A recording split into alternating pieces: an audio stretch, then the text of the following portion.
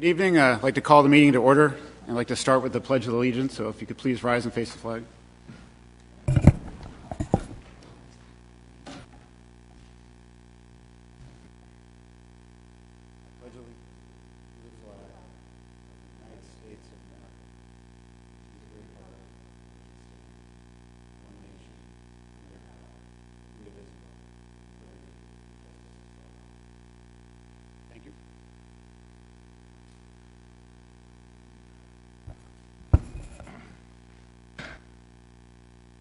All right, a quick roll call of I guess I should officially announce it's the special meeting of the South Kingstown Recreation Commission. Roll call, we have members of the commission, Will Lidvin, Mark Noble, John Beaford, Joanne Blessing, and myself, Dave Palizzetti. We also have Terry Murphy and Rex Eberly from the Recreation Department staff here. And our guests are the town manager, Rob Zarnetsky, and the South County Hospital CEO, Aaron Robinson. Welcome.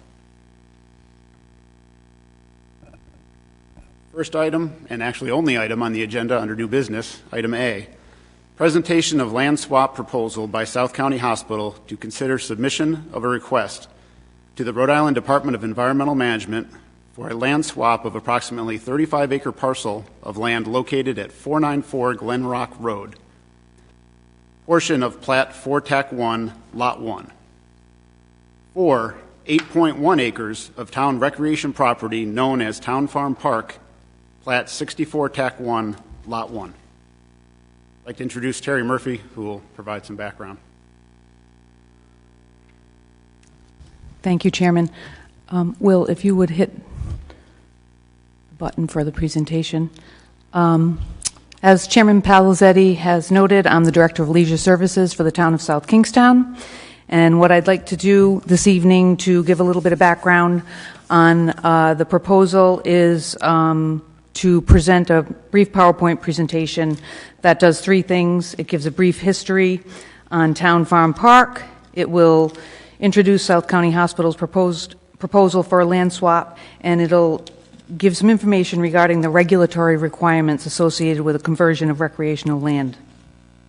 The Commission is asked to consider whether to support the concept of a land swap and submittal of the necessary request to Rhode Island Department of Environmental Management as a state sponsor for federal funding. So we will start with the background on Town Farm Park, just very briefly. The park was developed in 1953 as a neighborhood park, also known as Kenyon Avenue Playground. There were two ball fields in 1953, then the development included a basketball court and a playground in 1970. In 1976, the town received a Land and Water Conservation Fund grant through the Rhode Island Department of Environmental Management for improvements to the park, which included construction of a restroom and storage facility. Terry, I don't want to interrupt you, but I think it's an important point for the public to understand. This grant was a small grant. It was not a purchase grant. It was a grant that was intended solely for the construction of a restroom and outbuilding. The total amount for the grant, we believe, was $7,000. So what we're talking about here is a restriction on the entire property that was a result of our entering into a grant application with the federal government for $7,000. That's correct. And the State Department of Environmental Management is considered the project sponsor because the funding funneled through the state of Rhode Island to the municipality. In 1983, the upper ball field area, so one of the baseball fields, that area was sold to South County Hospital to address the hospital's growth and the need for expanded parking. The town continued to utilize it for the next several years until 1994 when the hospital took full ownership of the field and it was converted to additional parking.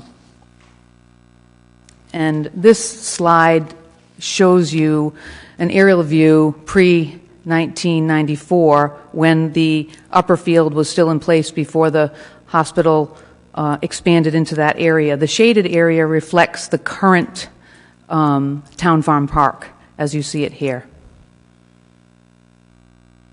In the early 2000s, the hospital leased an additional approximately 3/4 of an acre of two different sections of the park to, again, expand for necessary parking and the growth of the hospital. More recently, in 2018-19, the hospital had appealed to the town for increased leased area for parking, again, to accommodate their growth. The proposal was for moving into the playground area of the park and creating an additional 64 spaces. At that time, it was presented to the Recreation Commission in February of this year, and the commission was generally supportive. In looking at the records for Town Farm Park and recognizing that there was federal funding given to the town for development of the park, albeit a small amount, there was still funding provided. The town is required to adhere to the Land and Water Conservation Fund Act, which requires any organization, municipality that receives funding to keep recreational land for recreational use in perpetuity. This slide depicts the hospital and the park as it looks today. The shaded area are the two leased areas that are now for parking for the hospital. You can see that we still have the playground, the loop drive, and the small ball field, which is used by Little League for instructional programming. It has declined in use over the years. There's a decline in the population of children under the age of 14. So the only option on the table at this point for the hospital to appeal for land, for this land, is through a land swap option, and that is swapping land for land, and that's through the Land and Water Conservation Fund Act. And some of the prerequisites, not to get into too much detail, but the project sponsor, which would be the state of Rhode Island, because they gave the town the funding, would be the project sponsor, and they would be required to request permission from the National Park Service in order to even consider a swap of land. Other alternatives to the conversion would have to be evaluated and rejected. The fair market value of the property has to be, the property proposed has to be at least equivalent to the fair market value or greater than the fair market value of the property that's being converted. These are some of the details of what has to go into consideration of a land swap. The property that's being proposed is located at 494B Glen Rock Road. It's about a 50-acre parcel. It's 34 acres of the 50-acre parcel that you see here, the shaded area. This is up. Sorry. And it's not apparent, and I don't think anywhere in our presentation tonight we'd come on this point. So while I'm looking at the map, I'd like to just point out for the Recreation Commission and the public, the little rectangular parcel on the lower left side of the shaded area is currently town property. We currently own that parcel. So this gives you an aerial view. This is just another view that shows the parcel. The green shaded area is the 34 acres that is being proposed as a swap for the town farm property. This just gives you a view of where it is located in town relative to, you see Route 138 and Route 2 intersection and the University of Rhode Island. It's in the northwest corner of the town. As just a little background information, the town has over 20 outdoor recreational sites. They include neighborhood parks, they include community parks, and they include special use parks like the town beach, the Tri-Pond Park, the bike path, Noise Farm, which is currently in development, and Riverwalk Park, which is adjacent to the Saugatucket in downtown Wakefield. What this slide shows is the relation of community parks and neighborhood parks, and the distance between.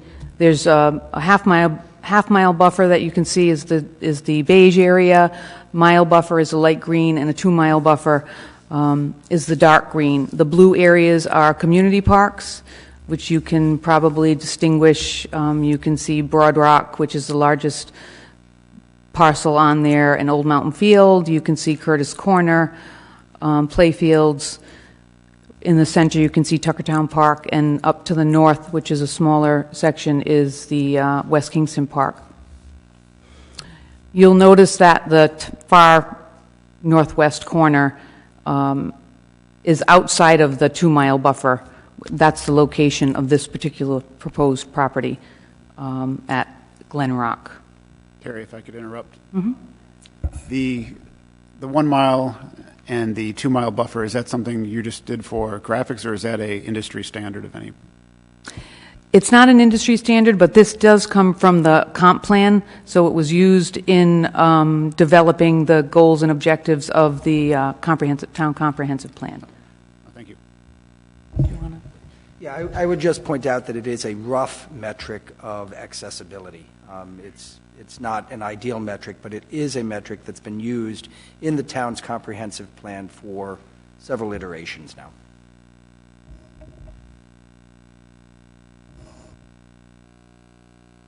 Some of the site features on the Glen Rock property, these are photos from the property. Clearwater Pond, there's waterfalls, streams, ravines, wetlands, and basically forest.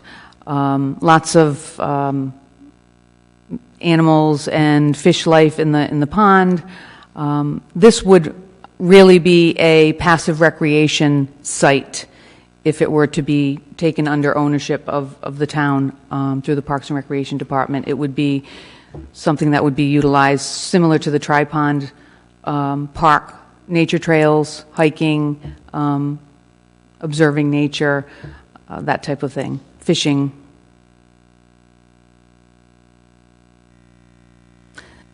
Just to take a look at a side-by-side comparison of the two sites, they are certainly different in many ways. Both have their features. The Town Farm Park, which the total property is 7.2 acres. Currently, what we're using now, if you take away the parking that's in place, is about 3 acres of that property, where the playground is and the lower ball field and the loop road. It's got 2 play structures for the preschool-age children. It's got an instructional baseball field, and obviously the scenic vista of the Upper Point Judith Pond. It services the Kenyon Avenue neighborhood. The 2010 census places the neighborhood population at 813.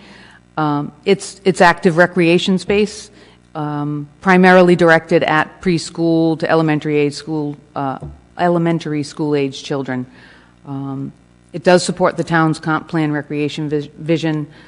We have seen a decline in younger families in the area. That is a cyclical thing, obviously, but at this point there has been some decline in the use of the ball field in particular, although the park does get visited by neighborhood residents.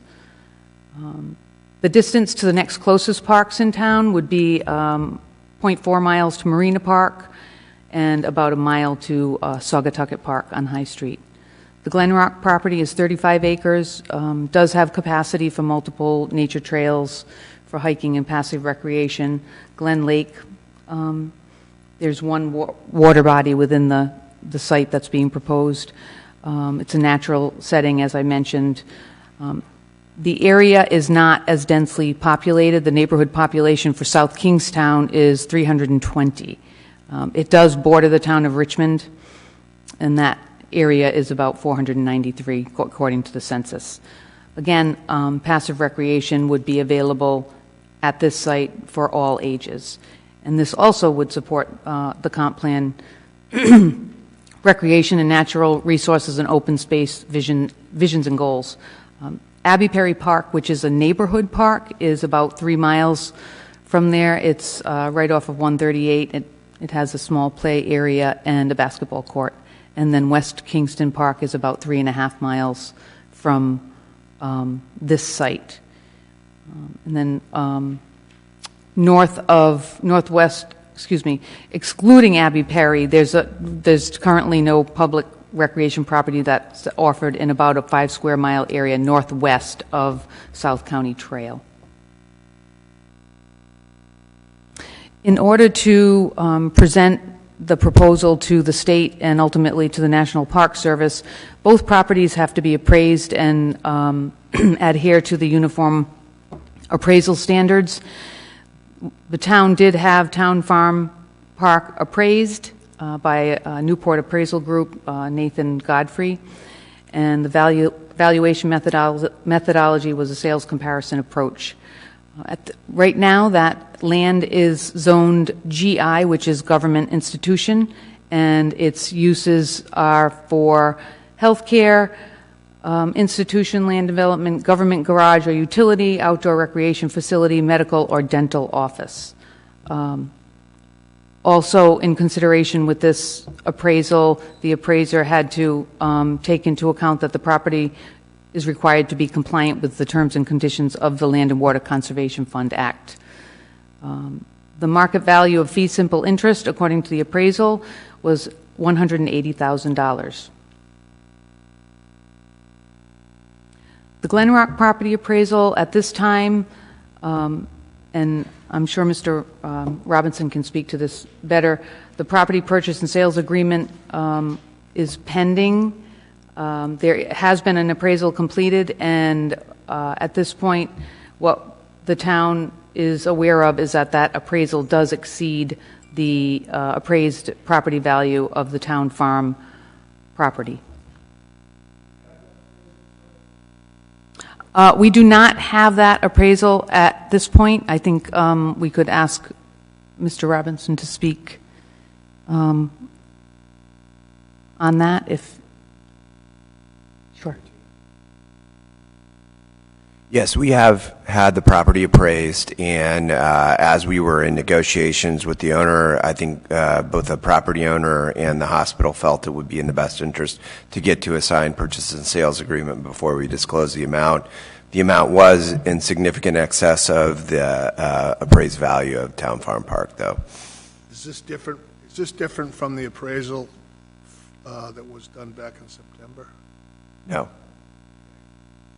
Because I read that appraisal. I couldn't figure out what the size of the parcel was and what the value was. That's pretty key to an appraisal, I would think. Well, the size of the parcel was 35 acres. It says 16 acres in the cover letter from the appraiser.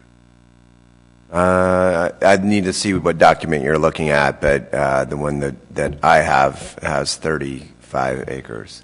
It mentions that, but the conclusion of value in his cover letter says 16 acres. Just to clarify, though, has more than one appraisal been done?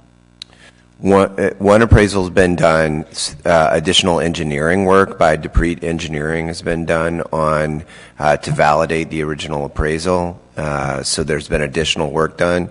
The property owner had an additional appraisal done on the entire lot, which was 52 acres, I believe. And so there's been multiple appraisals done with some with different methodologies, but. Is it possible for us to get a revised appraisal? Because I've noted the discrepancy in the appraiser's report. The appraisal doesn't necessarily need to be redone, but the report should be consistent throughout. Sure, yeah, and we can look at that and ensure. But I, having spoken to the individual that did the appraisal, the property owner, and then the subsequent engineering work, it was on the 35 acres. So whether that was on the cover page or not, maybe we missed that, but it was on the 35 acres. Thank you. Mm-hmm.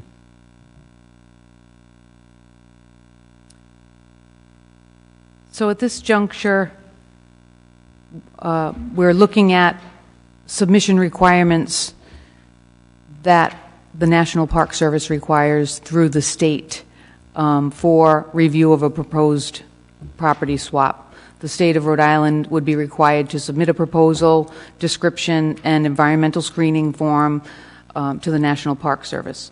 Appraisals of both properties are required.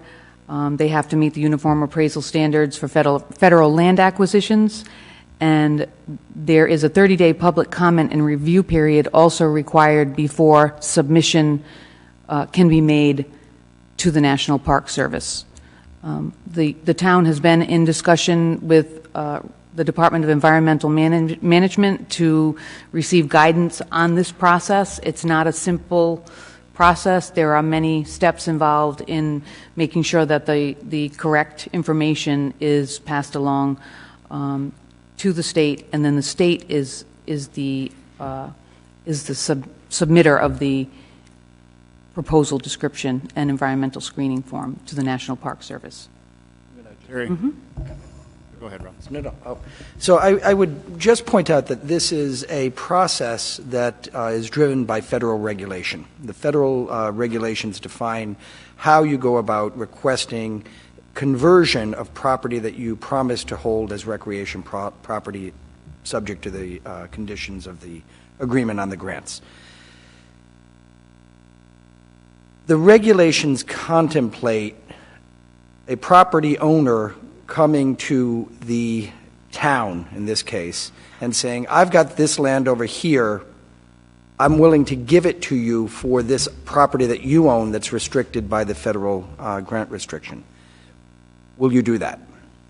That's the sort of prototypical circumstance that the regulations are designed to deal with. In this case, we don't have a property owner coming to us with the land. We have a property interest that the hospital has acquired, a purchase and sales agreement, but they don't own the property outright. So we're tweaking, in conversation with the DEM, we're tweaking the process to sort of figure out how to get to a circumstance where we've got an agreement or ownership rights that are sufficiently vested that we can present to the National Park Service and then move from there.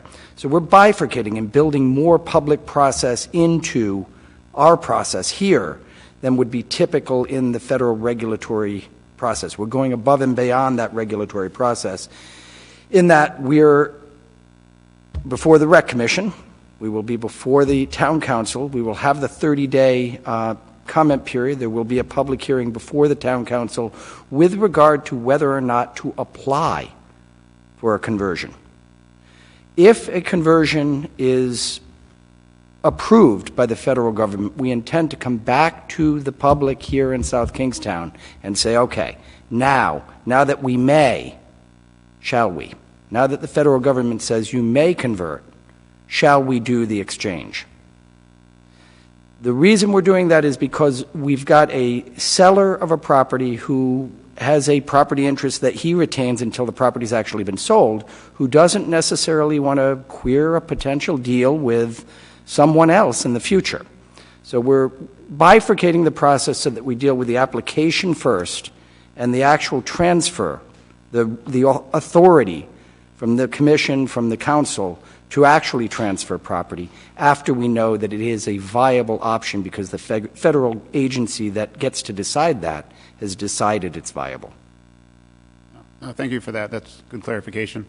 The question I always had is, along that process was in your initial conversations with DEM, have they indicated if or how often this has happened before in the state, and have any of them been successful if they occurred?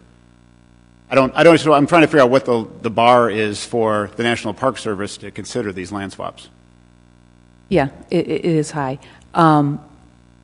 There have been other circumstances in the state. DEM has dealt with other municipalities.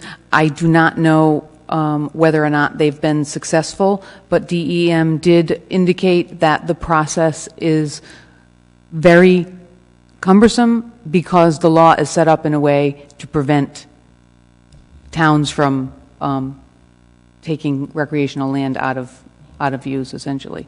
So I think we can answer the question without being very precise because we don't have the statistics, but we can answer the question this way. Many applications for conversion are denied. Many applications for conversion are denied. The federal program is designed to leverage federal money to ensure that open space and recreation facilities are maintained forever. The feds wisely have designed a program, if your objective is to preserve recreation facility, where $7,000 ties up 7 acres forever. And they recognize that they've got a pretty good thing going here. They're not going to let us off the hook unless we can truly demonstrate that we're getting a better recreational value for the community, and we're at least doing as well or better on the monetary value of the property that we're getting in exchange. It's really the recreational open space piece, though, that the federal government's, it's the National Park Service. They're concerned about preserving national land. So it's a very high bar. At one point in conversations with DEM, the response to that question came back, I can't think of one that's been approved. It's a very high bar. Wow. Okay. Mark, go ahead. The hospital does not own the property, but if and when a swap occurs, we'll be swapping our land for this Glen Rock Road, and the owner will be the hospital at that point? Correct. Okay, so it's not like an assignment of a PNS or anything like that? The purchase and sales agreement sets forth an obligation to purchase the property once the town of South Kingstown receives all appropriate approvals from the federal government, from local approvals from the town council. So it's contingent, but obligates the hospital to purchase the property.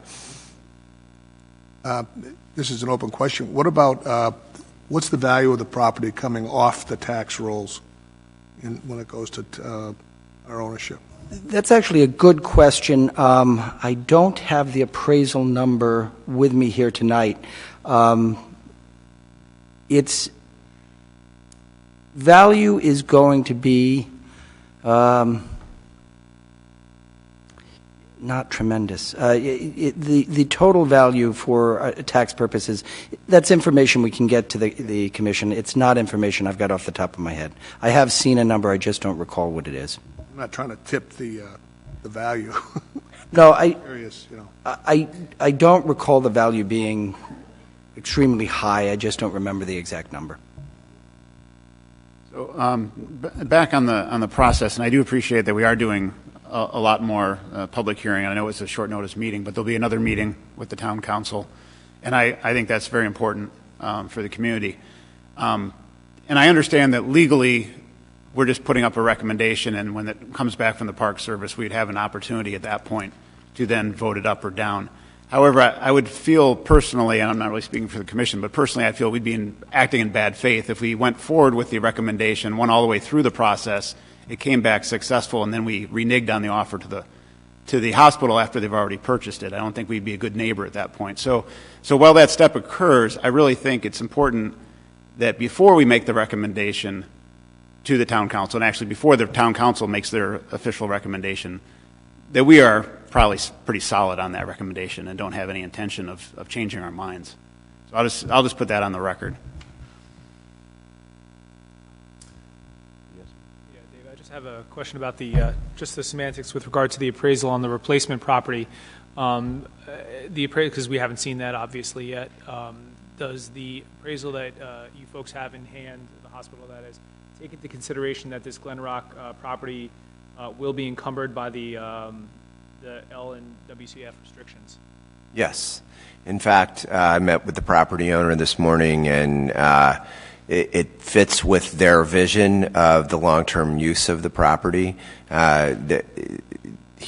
They weren't as familiar with all the details of the restrictions that we just went through relative what is restrictions on town Town Farm Park, and would ultimately be restrictions on the Glen Rock property.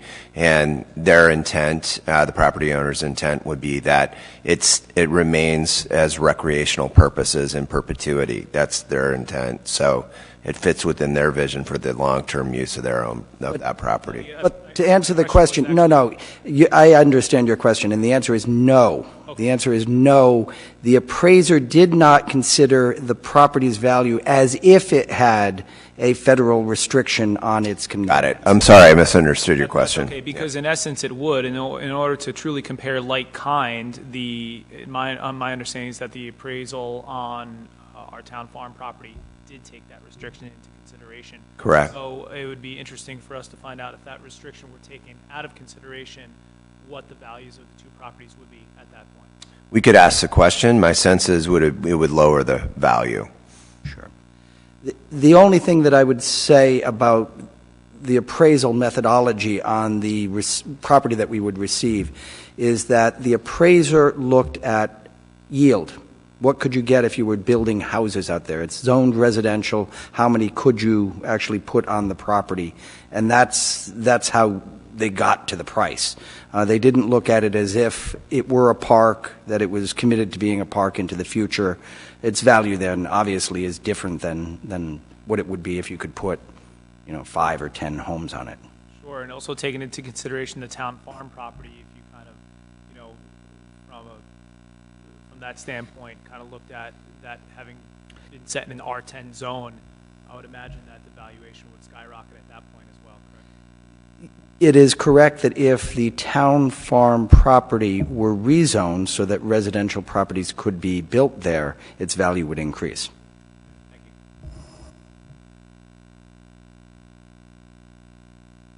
you.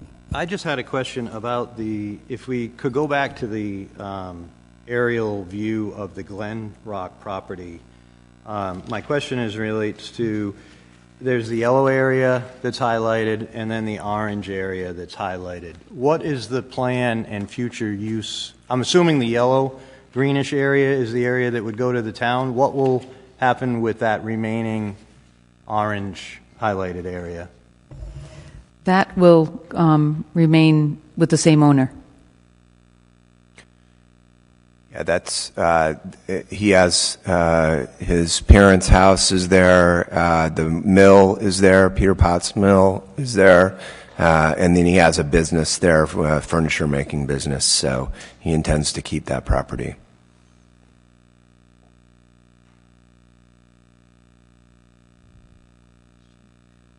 Also, you had mentioned that there's town property abutting that piece of land. Could you mention what that corner is used for? Nothing. It's very remote. It's a 1 acre parcel, perhaps. It may be slightly more than 1 acre. I think Terry's right. She's whispering that she thinks it was used as a staging site for public services. It's just not used. It's surplus property in a sense.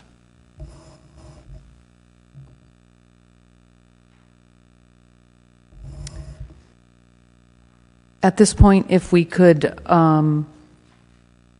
allow for comments or any further discussion that the town manager and the hospital CEO may have, we can do that and then throw it back to the commission and then open up for public comment.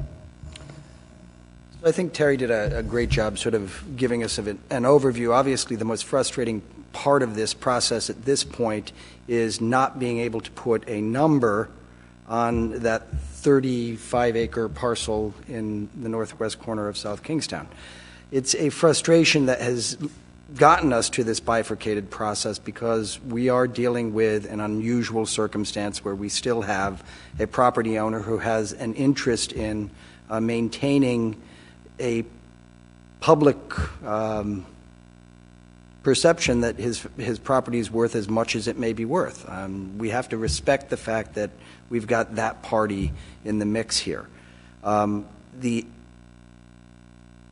bottom line on this is the state of Rhode Island will accept from the town an application with an appraisal that has the number in it And once that number is available to the state of Rhode Island, it's available to everyone in town. We have been asked to not make that number available. We have been told that we can characterize it as more than the value of the town farm park, which it is. We can swear an oath to that.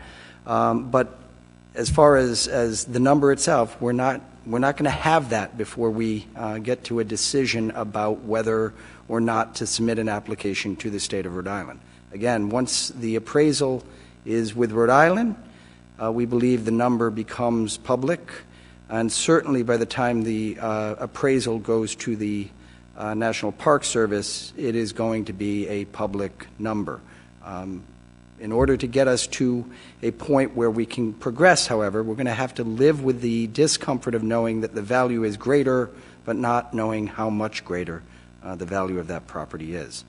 Again, from my perspective, it is the recreational value of the property that is the biggest factor in the analysis anyway. The original federal policy is all about making sure that we preserve and acquire, where it's possible, more open space and more recreational facilities appropriate for the populations that we serve. The needs of the town, Terry's map showing where our parks are, do highlight this as an area where we are, in a sense, underparked. But it's also a changing demographic here in South Kingstown. The need for recreational, low-impact, passive recreational activities and facilities is growing because our population is aging. We need to shift from basketball courts, and I know I'm talking to the Recreation Commission. I'm not saying get rid of basketball courts, but our population isn't playing basketball. They are taking walks in the woods. They are fishing. They are kayaking. They are doing low-impact recreational activities because they're at that stage in life when those are the activities they're capable of engaging in and they're enjoying. That's our need. Our need is for recreational facilities that are available to seniors. We don't have a shortage of playing fields in South Kingstown.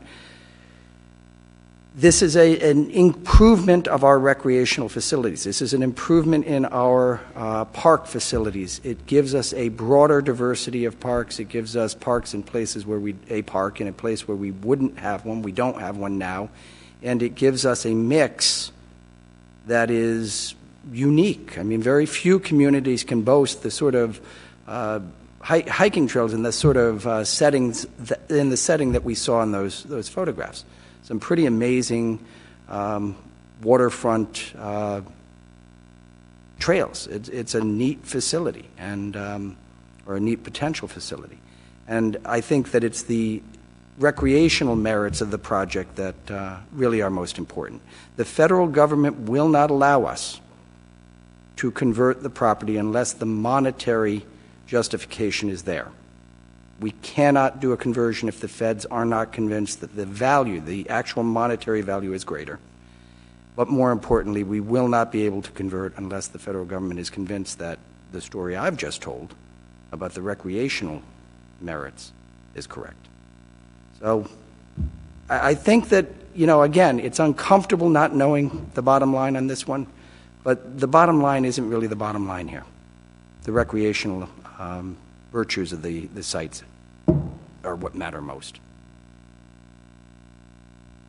Thank you, Mr. Manager. I agree, and I think that's the intent of this meeting tonight, is we're going to try to assess that recreational value relative to the two properties and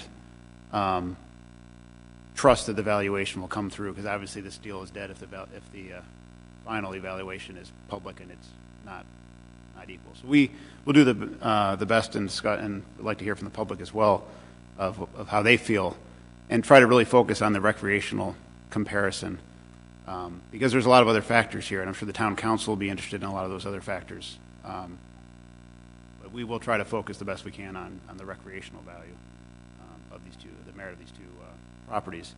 I'd like to offer an opportunity to Mr. Robinson to speak if you'd like. Thank you very much. I appreciate the opportunity to come speak with the Recreational Commission and appreciate the analysis and the presentation that was done tonight.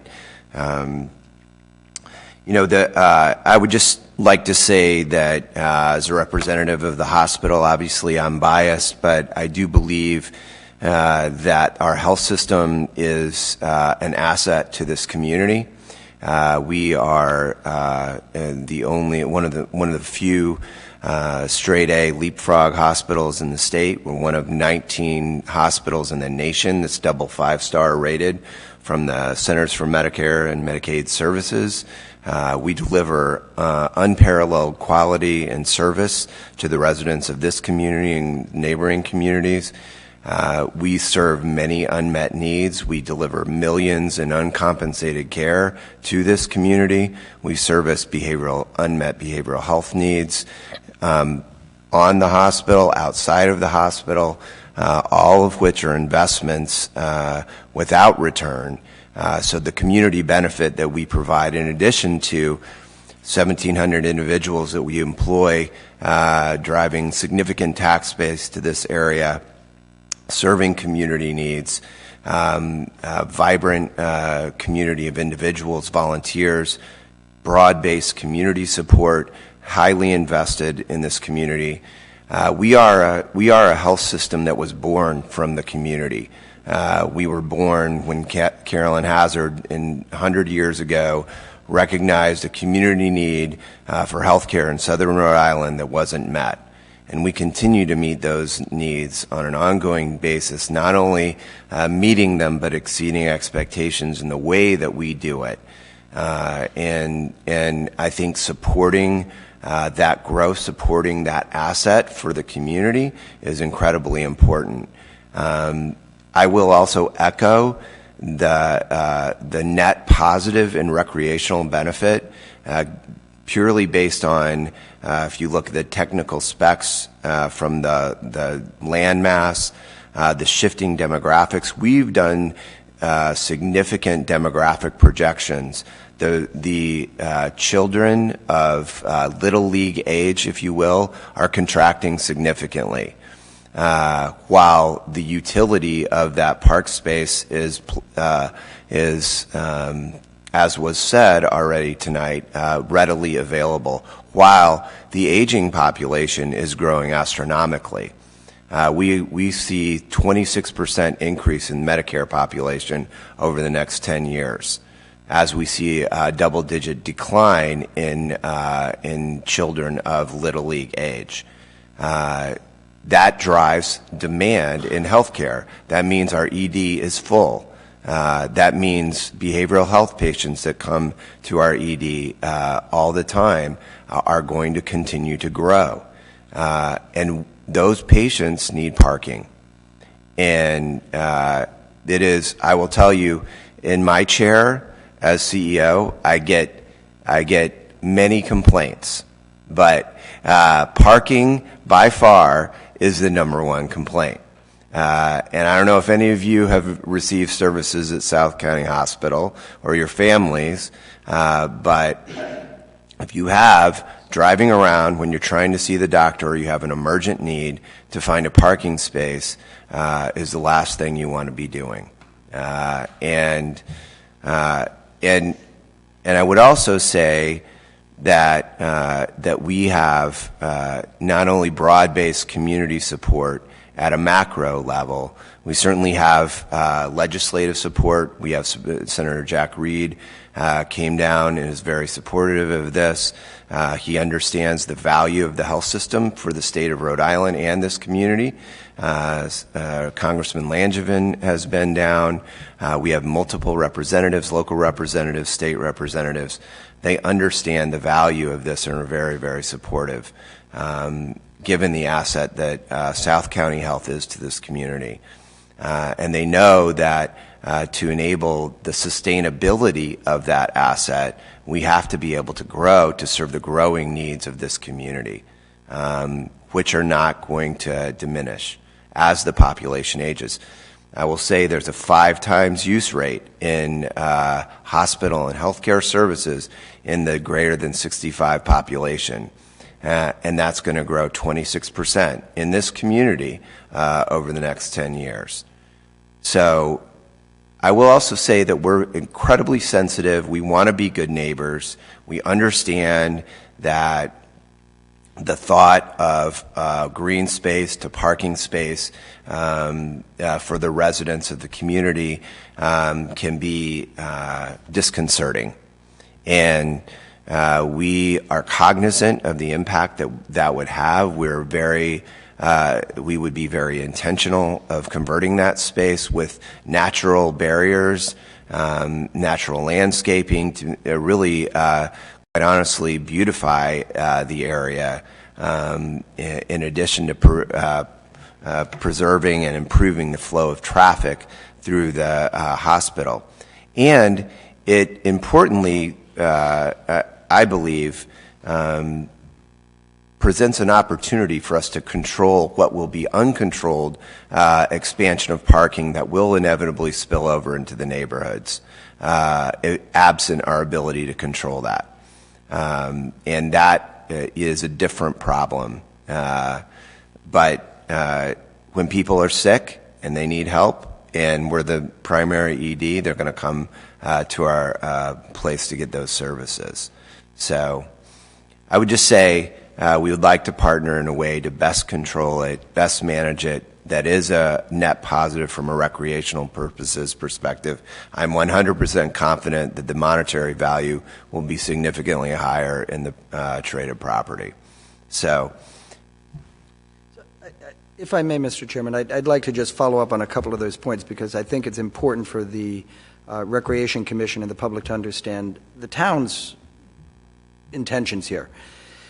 Clearly, there is an economic benefit to having this property converted for hospital use.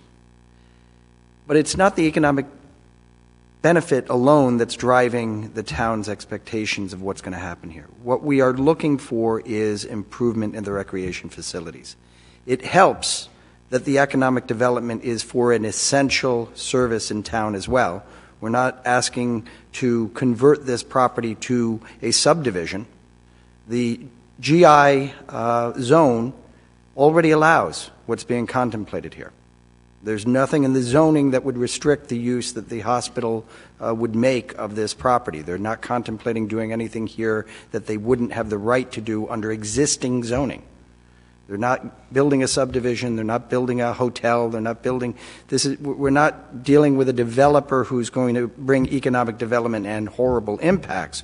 We're dealing with a nonprofit hospital that needs assistance from the community in order to continue providing vital services. That matters.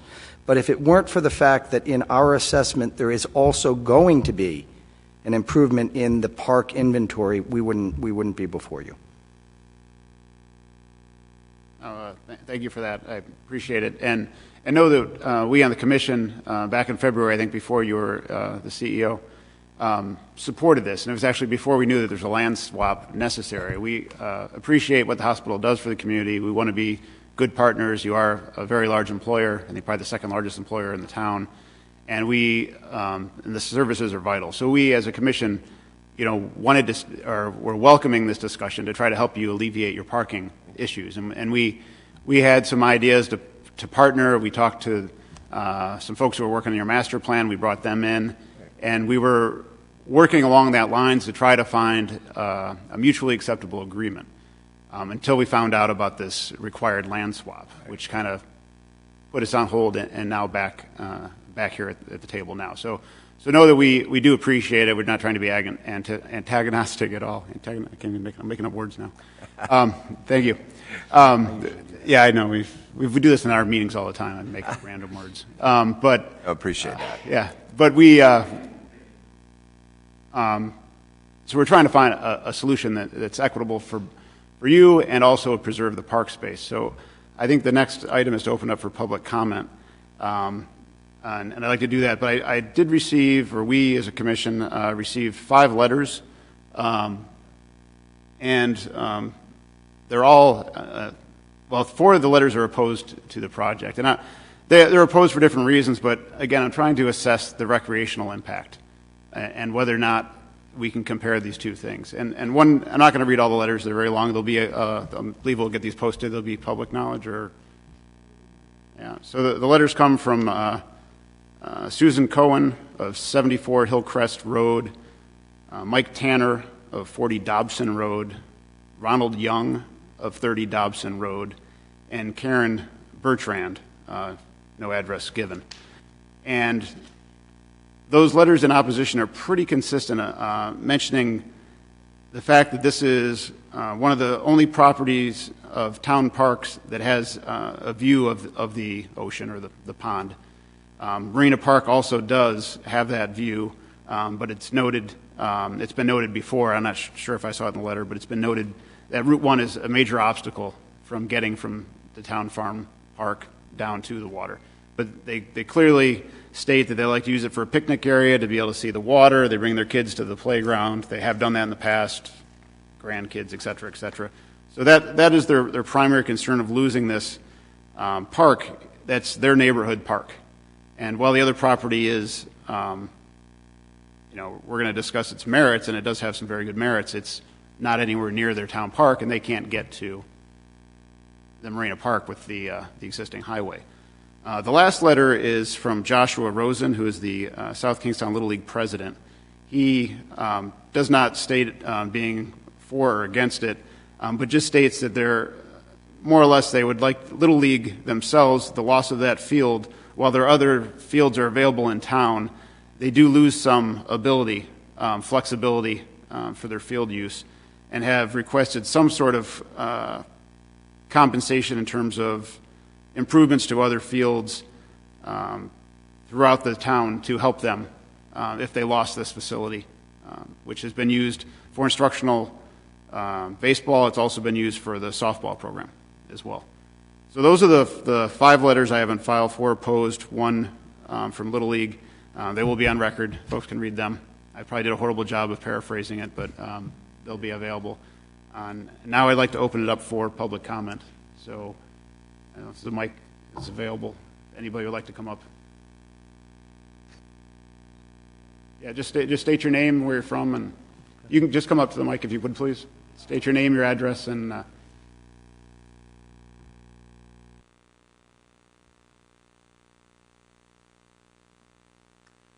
Lean Berinsky. I'm at 48 Hillcrest. I think that the town field is necessary, and I've also seen an influx of more younger families with children who I think would benefit from it. I mean, I'm older, my grandkids have used it. I'm probably the only Medicare person here. But the other thing is, the hospital expanded recently. Why, when they expanded, did they not figure parking in? The first 2 levels could have been parking. This would have been sensible, and I think the solution is to build up and not just keep taking all the land. thank you.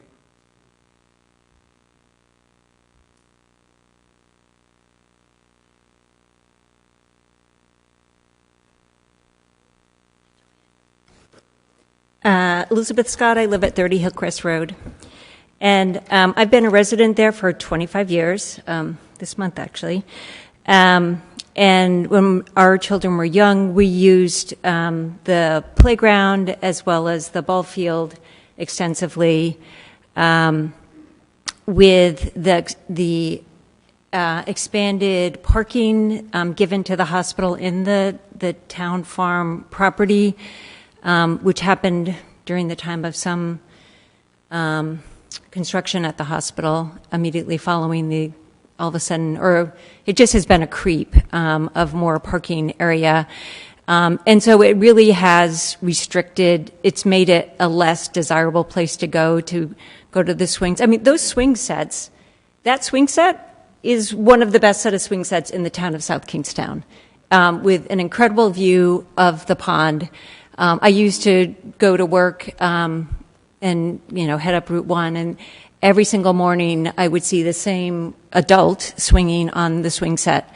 And it actually plays a really critical value, recreational value for that neighborhood. And, I absolutely can see that the Glen Rock property is amazing with waterfalls and all sorts of incredible natural resources. But it's a different kind of, this park fills a completely different recreational need for the town. And I kind of feel like this is, it's a bit of a slap on the face of the people who are living in town, in that it really takes away what was a little gem.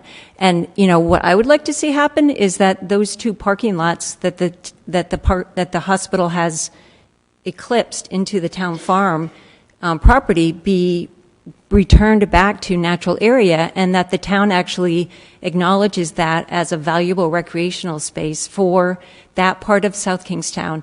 So yes, we can walk to Marina Park. There's no, playground equipment there. You have to cross Route 1 and all of the on and off ramps to Route 1, which is very difficult if you are with children who are young walkers, or if you have children in strollers. It is just incredibly valuable as recreational space. So I know this is all about recreation, but I just have to say the other aspects of this are there's significant impact to the property values of those 6 properties on Dobson Street, Avenue, whatever the road is called, Dobson Road. And it also, it doesn't necessarily impact my property on Hillcrest Road, but it does from a recreational perspective. And then the other point that I want to make is that back when we were, the neighborhood teamed together when the hospital was proposing to do a major expansion before the plan that was actually built. And we were very successful in making our case of we completely supported the hospital's expansion. We want a viable community hospital that's so important to all of us. But it doesn't need to be at the expense of the neighborhood and the property values of the homes in the neighborhood. The expansion of these, replacing the park with more parking, is an impact to the property values in that area. And you have to, the town absolutely, not the recreation committee, but the town absolutely has to consider that, because that is huge. I haven't, kept pace with, what's going on with the hospital's master plan in the last 10 or 15 years. But this feels like an end run around the master plan, in that I think this is outside the envelope of the master plan approval. It's moving into the town farm, and that just seems like an end run, and that it's not. So I'm glad that you're planning other, public forum that we can organize around. It does seem like a bit of an end run. And then the other point that I want to make is that building more parking lot at that location will increase the amount of runoff that's going into the salt pond, Point Judith Pond, which already is impacted by runoff from all of our developed area. So after it rains, it's not safe to swim, it's not safe to boat there, and adding more parking is only going to further exacerbate that. So recreation, we need to look beyond just the parks. We need to look at, how are we protecting the resources that we all like to go out on? We love to kayak and paddle on Point Judith Pond, and I've heard that people who have been out doing just that have actually had some skin rash and some other issues related to poor water quality. So this absolutely will further lead to further decline in the water quality of Upper Point Judith Pond. It's going in the wrong direction in so many different ways. I completely support the hospital. I encourage the hospital to be looking at opportunities to get their employees to be carpooling, biking, other ways that are healthy, to make room for the clients, the patients who are coming. I understand your situation, but I just think you haven't looked at all alternatives as far as I can hear and see. And I certainly will do everything I can to be making my voice known going forward. Thank you. Thank you.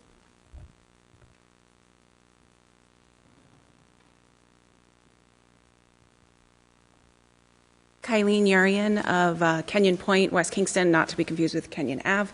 I just want to, make sure that if this did go through, that property on Glenrock would maintain a passive recreation, that it wouldn't be able to be built up later on as, that is being proposed as being passive, that it wouldn't be able to be built up as fields and so forth in the future, that it would stay passive. Because that area, as you can see, is very rural and wouldn't, the roads that are there, Glenrock Road is very windy and narrow, and people already speed on it. And putting more traffic out there would be a detriment to the area. Thank you.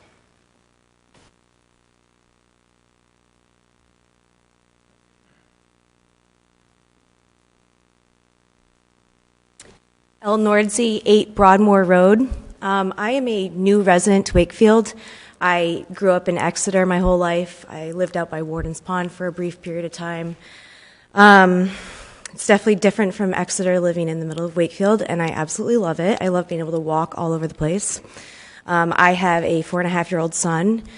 I do know that the neighbors behind me have a 5-year-old and a 3-year-old. I believe she's 3. So it's not like there are no young people in the area.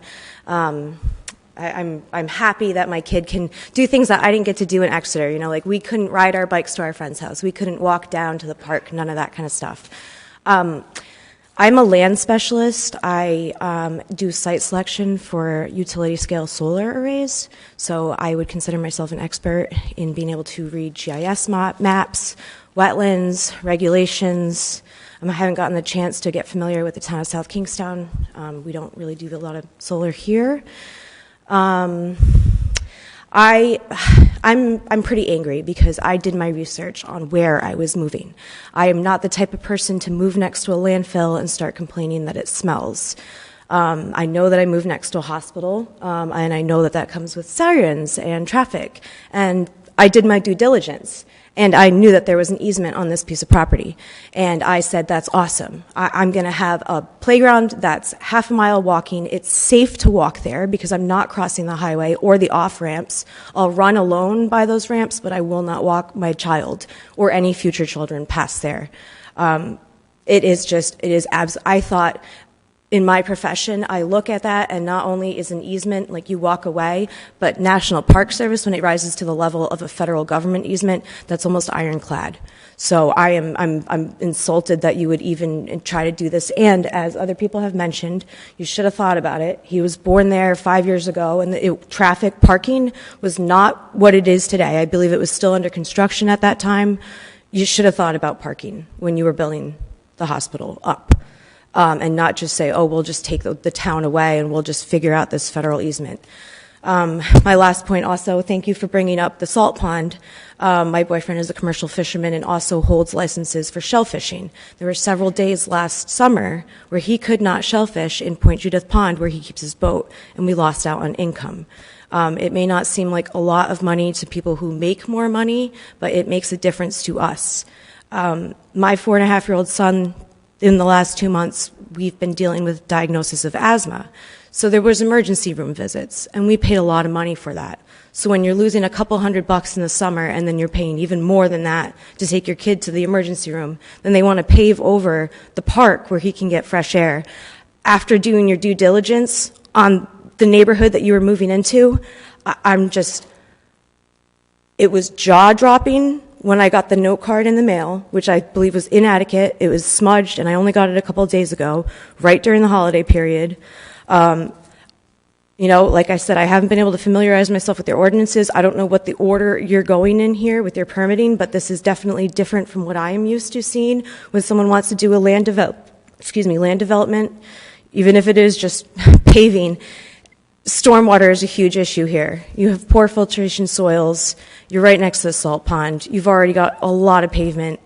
Burlington, Vermont comes to mind with their issues with water quality. When you get too much pavement going into a watershed, two watersheds really, you're going to have problems. So I really want the board to consider that, and I will be paying close attention to this because this is wrong, and I say that personally and professionally. Thank you. Thank you.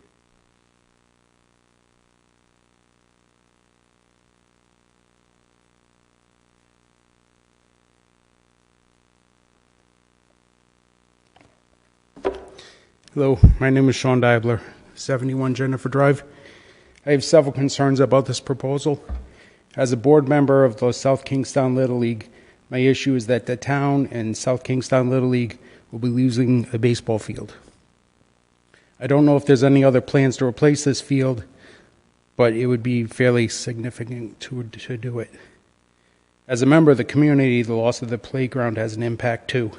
Yes, there are other nearby playgrounds at the Village Green, Wakefield, Peacedale schools, but these playgrounds do not offer the same safety as Town Farm Park, which is fenced on 3 sides. The new property, while larger, is remotely located and hilly, so it can only accommodate the passive activity, such as walking. But the western part of this may not even be accessible because of the streams and the ponds. The town population in this area is also minimal, but there is a larger population in Richmond and Exeter now that Gardner Road is open again that may use this park too. And my last concern is that we are taking this property off the tax roll. There may be future costs such as a parking area if developed or repair of the dam. Thank you. Thank you. Anyone else?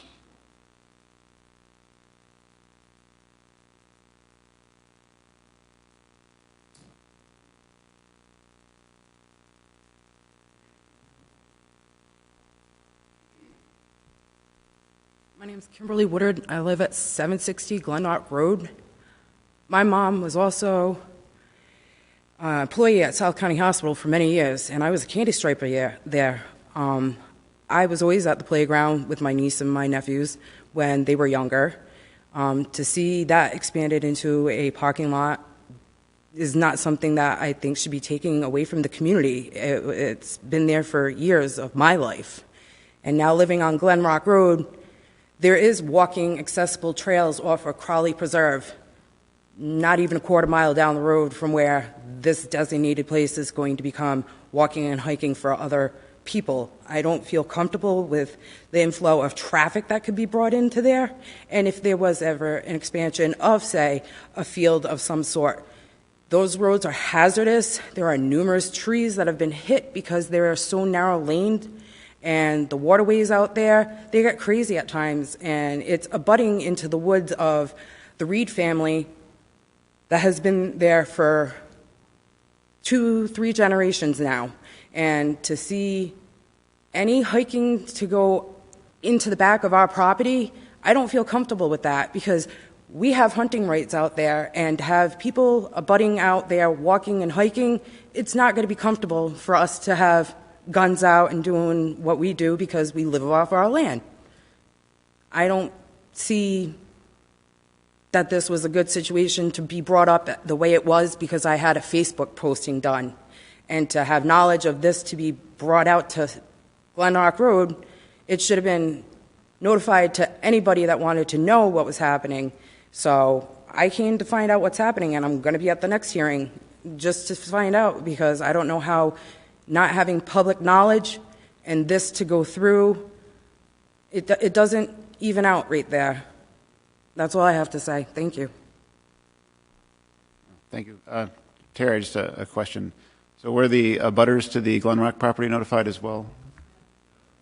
No, they were not. So we should definitely, before the town council meeting, if I don't know what the ordinances require, but I would strongly recommend that. Yeah, sorry for that oversight. Just want to make a quick comment to the public that's here tonight. I just want you guys to understand we're also being presented to tonight, and this is very preliminary. And if you weren't here when the town manager was speaking earlier, it's an arduous process.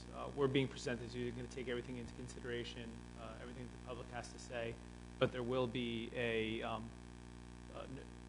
ample notice and a public comment period should this move forward. Okay.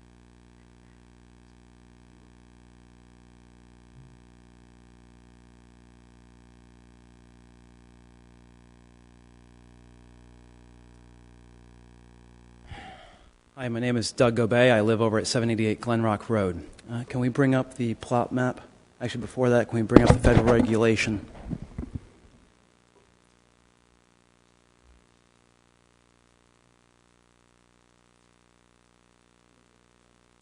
Worry poor. I'm sure I can pull it up for myself in a moment if necessary. I'll hold on.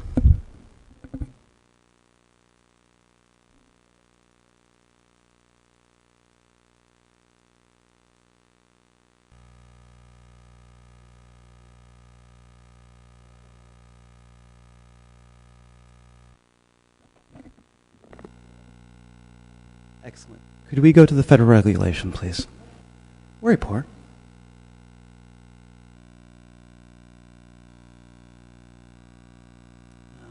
I think we're at least, nope, back a little bit, back a little bit more. Nope, please, one more. Ah, excellent. Let's see, I need to find it again. I apologize. It's been a little while since I was looking at this. There it is. In the last line, the property proposed for replacement is of a reasonably equivalent usefulness and location as that being converted. I'd like to point that out to begin with because this proposal is neither of those two things. I'm going to try not to repeat some things that were said, but I am also very upset that this is right next to me, and we got no notice. I found out about this 2 nights ago. And while we are going to be doing this again, and I know the neighborhood will be showing up, this is very upsetting. More upsetting is the statement that we are going to beautify a park, basically, by creating a parking lot, to paraphrase statements. I want to know, who does this serve, really, at the end of the day? We have a hospital that's been creeping out. We had an expansion in 1983. I'm not sure how that was allowed, if this is not. We had another three-quarter of an acre expansion, in 2001, completed in 2006. So we have a track history of every decade and a half we need to address an expansion. And so this will clearly not be the end and should have been more properly planned for, considering it's a hospital that is a century old, as we are told. I know that parking there for a while has been challenging due to construction going on there, and so that should be addressed separately. If we move forward to the plot map, please. The overview view, the aerial view. One more, please. Excellent. We see a little bit more here. As Kim Woodard was saying moments ago, there is significant hunting that goes on in these woods back here. And we certainly all do what we are required to do for safety. But will that be true of people who are wandering through these passive trails? Will they be wearing orange markers? Will they be only out at the appropriate times? Will they be safe? That's one thing to consider on top of this. Let's see. Sorry, there was a lot that was said, and so little has been said in response. The population out there is 300 to 400 people. We're looking at these 2-mile maps. It's just ludicrous to think that we have to move something out there. It seems like a much better use to keep it as is, and that this is indeed an end run on what we're looking at. The roads, as we can see here at Peter Potts, I wish I could show you more clearly, but at this intersection at the base of the orange where we can see, that transitions from a 2-lane road that is barely capable of holding 2 cars at once, into a 1-lane dirt road. The turns there cannot be taken even at the posted speed limit under the best of conditions. It is 25 miles per hour there, and as a physicist with a PhD, I can tell you it's not possible unless you're on a two-wheeled vehicle. If you have four wheels, your axle will not turn around that turn with that radius. I don't care what you drive. Additionally, on top of this, looking at where the plot is going to meet said road, you are putting one potential entrance right at the worst possible turn that can't be taken at 25 miles per hour. Additionally, on the other end, you're impacting everyone else because that's where you're going to put it. It's the only safe place, and that means there's going to be a parking lot. We have to think about the fact that over on Glen Rock, to the east here, we have 2 points at which there are a number of repeated accidents every single year. Kim pointed out that we have a tree, I call it Old Faithful, because while it has no bark at its base, it's going nowhere. It has been hit so many times because it is, again, not physically possible to get 2 regulation width vehicles holding 4 wheels through that point. I've measured, if you're curious. I'm an anal retentive person. If you continue up that road, there is another turn where we encounter the exact same engineering failure, where 2 cars cannot take that turn simultaneously. Everyone who lives there, they're the ones who slow down. The ones who don't are the ones who don't. And then when you have 2 people going through there who aren't from the neighborhood, usually speeding, that's when we have an accident. And you want to put a public park in this region, which would increase the traffic onto dirt and 1-lane roads, a 1-lane bridge, places where traffic cannot pass through in a 2-lane fashion. You're going to need to do some work on those roads. This is going to start costing a lot of money, and I want to know who's going to pay for that. Finally, I think this is a horrible loss. I have 2 nephews and a niece, and we make use of that park. It's in an excellent location. When I have been in that hospital, I have gone over that park to breathe and to hang out. I know a lot of other patients who have done the same. It's lovely because it does have a view, and it's nice. I have no idea how we ever started converting this in the first place. We made a promise to perpetuity. We have a federal regulation that purposely makes this so... Someone used astronomical before. I don't like that when you use that because I'm the astrophysicist. They are making it very challenging. I think it's there for good reason. We were told there's wisdom in these regulations. That I definitely agreed with. If it is going to be so challenging to do this, for the town to renege on a promise just because we can, maybe, in the future, if everything works, should we? This is not an exercise I even think is worth playing at the end of the day. I know this will continue on. I can't wait to hear more, and I will fill you in more later on. Thank you for your time.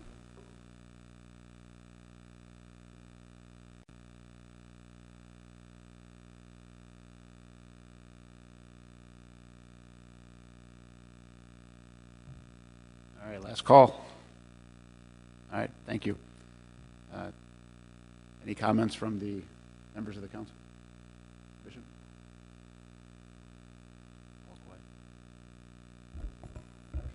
Question for the hospital, and I guess the town. Has there, I know we've spoken about this during our Recreation Commission meetings with regard to proposed parking structure on an already impermeable portion of the hospital grounds, or is that cost prohibitive, or is there any?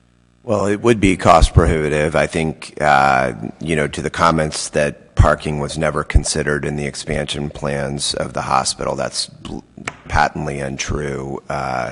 Parking studies have been done at every expansion of the hospital.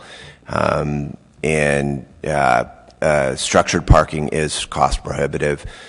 Structured parking, and I believe there were zoning restrictions that were barriers at one point as well. I need to brush up on that, but it's $25,000 a space for a structured parking. So we're talking $20 million, and the health system, given all we don't have a significant margin. In fact, we're losing money this year. It is hospitals in Rhode Island, most of which don't have a margin at all, to entertain a $20 million investment as opposed to surface parking. We simply don't have the means and resources to do that because of many of the benefits I mentioned earlier that this community benefits from.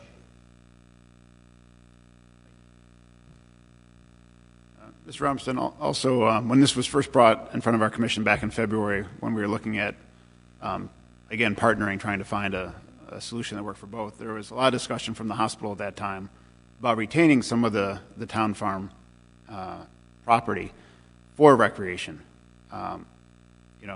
More than a buffer, but some passive and active recreation space. Not just a screen, as you mentioned today, but possibly a basketball court, definitely picnic areas and a playground. Because we, as the commission at the time, and I think I have this right, and anybody correct me if you want, felt that it was important for the hospital as well to have playgrounds areas there for the families of visiting patients and things, that they could come down and use that space. So not just paving it over as a parking lot, but for using it. I didn't hear that from you today, and I haven't heard that as part of this conversation with the land swap. Is that still on the table, or what are your plans for that property? Is it purely we're just going to pave the whole thing, or do you have some other? No, it's not. It's not that we're going to put every square inch of asphalt out there. I think we understand that that it needs to be done thoughtfully and in a way that creates natural barriers, landscaping, potential walking trails. We do have to be cognizant of safety, and putting passive recreation in the middle of a parking lot, is a challenge logistically and operationally. So is it the most advisable thing to do? I don't know, but I certainly know that we support and want to encourage well-being for those that are going through the traumatic event of having a loved one being cared for at the hospital. I've heard the comments tonight about wanting to get out and take a walk. And so to the extent that we could preserve that, we would certainly want to do that to create a healing environment. I've been a part of these conversions in the past and know when done thoughtfully, it can be a similar, or it could be more beautified than it is right now. Which is kind of an eyesore. We look out there all the time when we're rounding. There are rarely people there. There are more often cars there than people. And we understand from many people that that are in the neighborhood that they don't use it because of that. So, because many of our volunteers, many of our employees live there as well, live in the neighborhood as well. They're not here tonight. They will be on the 9th, but they're very supportive of this as well because they see the community benefit. And they see the people stressed coming to the hospital that can't find parking. Mr. Chairman, I'd like to just comment briefly about sort of some of the stuff that's underneath that question. There's nothing in the regulation that says we have to seek conversion for the entire parcel. If the community says, look, we need a buffer because we want a place to be able to put a picnic bench so that you can look down on Point Judith Pond, we can do that. We can ask the National Park Service to convert all but this strip available for public access and the view. With regard to the development of whatever facility the hospital in the future chooses to put there, should they ever gain control of the property, they still have to go through the full regulatory process for site plan review, development plan review, all of the DEM requirements, all of the regulatory issues that come up with any project will come up at a point far in the future. We're not there. We're really at the question now, shall we make an application to seek to convert all or some of the property on Town Farm Park, or that is Town Farm Park, in exchange for property that will be of a different recreational and better recreational value to the community. That's the question now. We move from that to, shall we do that deal? And your point about not being too cute about this is very well taken. I mean, the town's intention is to make the application. If the National Park Service says yes, to proceed to do the transaction and make the swap, and then to hold the hospital's feet to the fire to make sure that whatever they develop on the property that they then control meets all of the regulations and meets all of the development requirements that bear. That, by the way, is also true for what we do on property that we receive. We cannot engage in development that's irresponsible and isn't serviced by an appropriate road. We may not have an immediately, overwhelmingly popular park because we don't have sufficient access. That may be the case. It may be the case that this takes some planning to get to the full value, the full benefit that we'd like to see at Glen Rock. But the point is, this is just the beginning. We're not in this tonight. We're not in this even this year to solve all of our problems. We're moving toward solutions that are appropriate for the recreational needs of the community and appropriate for the healthcare and economic needs of the community. Thank you. I guess at this point, I'd open up to members of the commission if you have any discussion points or recommendations, anything you'd like to. I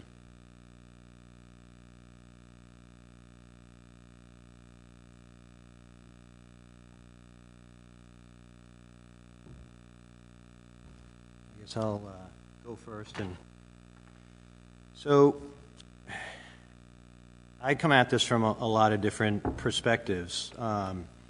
I lived for 15 years on Warner Avenue, which is a couple blocks away from the hospital. I had 3 children born at the hospital, numerous relatives cared for there. So I understand the value of the hospital. It's integral to our community, and I don't think anyone questions that.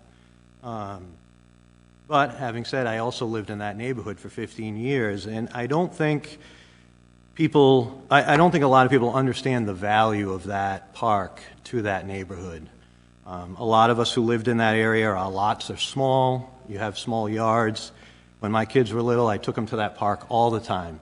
It was kind of like our backyard. And when in 2006 or whenever it was that we leased the space to the hospital for additional parking, as the woman who spoke before said, that dramatically impacted the park then, and kind of changed it. It kind of cut the area where the playground is in half. And I feel like part of that park's value, I feel like that park gets devalued because of the spillover that's already happened. And people lose sight of the fact of what we've already lost there.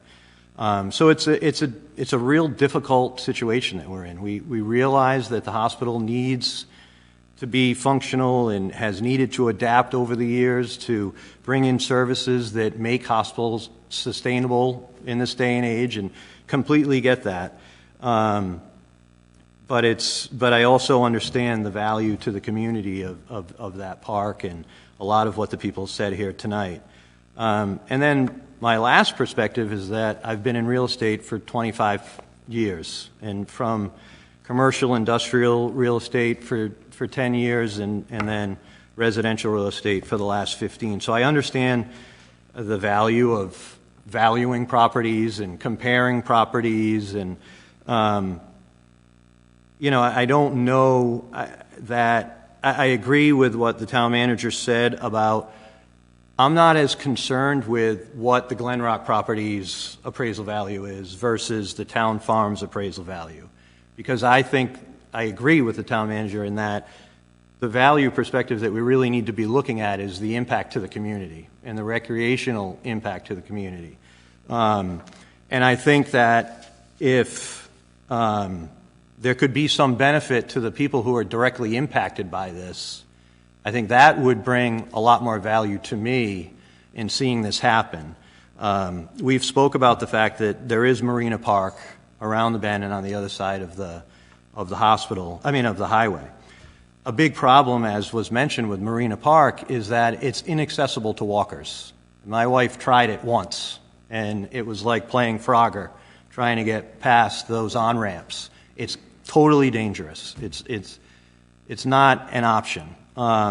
We have a problem at Marina Park in that there's not enough parking there.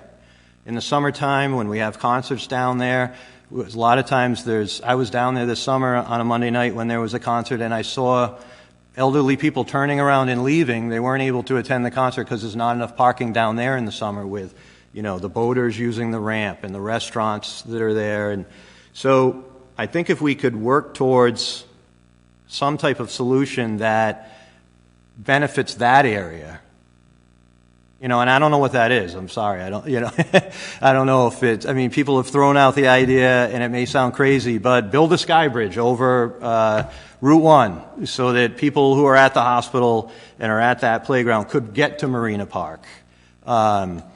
If there was something that could be done to make it safer for people who live in that neighborhood to walk to Marina Park, that would be, I think, something that now you can sit back and say, all right, we took this park away, but we benefited the area recreationally by doing X, Y, Z.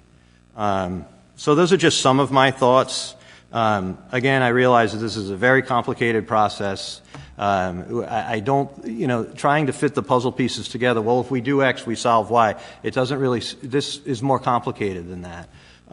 There's so many questions that are out there of whether or not this will even be approved by the DEM and the other organizations. And I'd also actually kind of throw this out, like somebody brought up, what about what we've already done?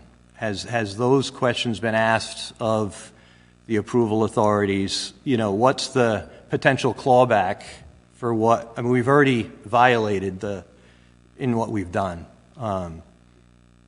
Mr. Chairman, if I may, I can respond to that.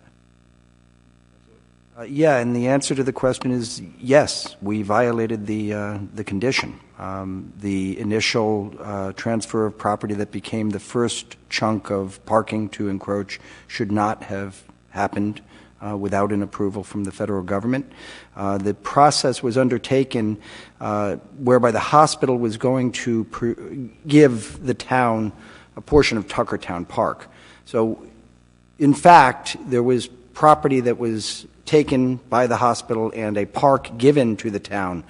The mechanism that was used, however, was actual cash transfer. Because the town took cash instead of a land swap, because deeds were not exchanged, but rather money was taken and the park at Tuckertown was purchased by the town.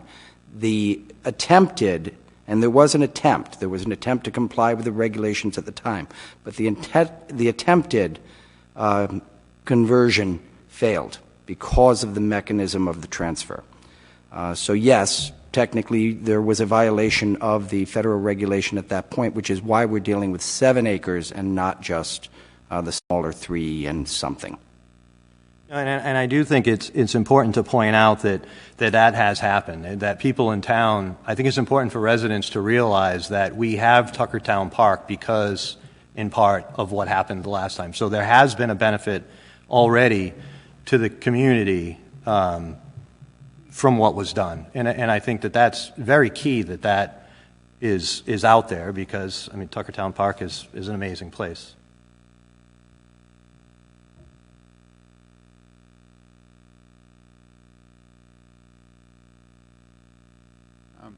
One thing that keeps going back and forth in my mind, and I keep coming back to it, I started with it. There's a lot of process here, and we're going to go through a lot, and obviously we don't know the answer if we don't ask. But I see it being very unlikely that the National Park Service is going to accept this. And while I agree it's a lot more acres, vice, the acres that we're potentially swapping, the uses is much different. you have access issues to that area, as we heard tonight, and thank you for that information. I appreciate that. And then I'm just not getting the sense that it's equitable recreation space. And if I'm not getting that sense, I'm really not sure. I think the bar is so high for the National Park Service that they have to be overwhelmed and kind of blown out of the water, my opinion, based on what you're saying, that very few are approved. So I understand we don't know until unless we ask. But I also think it might make more sense to kind of, before we go through this, work again with the hospital and try to find an equitable solution. I think John made some comments about, maybe it's a crazy idea of having access to Marina Park and providing satellite parking over there that could be used for, kind of a shared use parking that's available during the day for the hospital and during the weekends and evenings for the folks that would want to use the park at Marina Park. I don't think we've explored those. And back in February, that was the kind of discussions we were having, and they were good discussions. And then it got all short-circuited. I'd kind of almost prefer to go back to that. But if you are looking for a recommendation tonight to the town council, we can provide that. I don't think it's going to be necessarily what you want, at least, again, my own personal opinion. So, Mr. Chairman, I'd like to speak a little to the issue of the comparability of the recreational value. One of the things that the National Park Service will look at that we are not going to look at, frankly, it's been mentioned here tonight, but we're not going to look at the recreational value to non-South Kingstown residents. Remember, this is a program administered by the state for the benefit of state residents. And while we've been the beneficiary of a park that's pretty remote from Exeter and Richmond, they're not going to look disfavorably upon a park that's more accessible to folks in Exeter and Richmond. So I think DEM and the National Park Service are going to take a different view of the access to the property than we are sitting in Wakefield. That's not necessarily something that we want to get too excited about because, again, we're here to serve the taxpayers of South Kingstown. But it is important for us to remember that from the perspective of those who are going to look at the project beyond here, it actually has some virtues that we aren't going to weigh here. Oh, good point. Thank you. And the DEM was supportive of this project, correct? So the DEM's aware of the site, knows the site. There were actually DEM folks who have walked through the site. It really is a very unique property. It really is an extraordinarily attractive, beautiful site. There aren't too many like it left. Certainly there aren't any exactly like it in South Kingstown. It's pretty neat. And yeah, I think DEM in a preliminary review of the application has said everything seems to be in good order. We haven't had any signals from the department that the application has got flaws in terms of the recreational comparability. We haven't had any red flags raised with regard to the values as they've been presented in a preliminary application to DEM. I don't think that we're going to have regulators or reviewers at the state or federal level who see this as deficient in terms of the recreational value. And I don't know if it would be fair to say that this is a 95% unlikely scenario. The DEM has looked on it favorably to make a recommendation to the National Park Service. We have advocacy at the federal level with those in the Department of the Interior. So I don't know that characterizing it as highly unlikely is accurate. So I think from an unbiased, objective perspective, I don't think that's a fair characterization. Okay, thank you.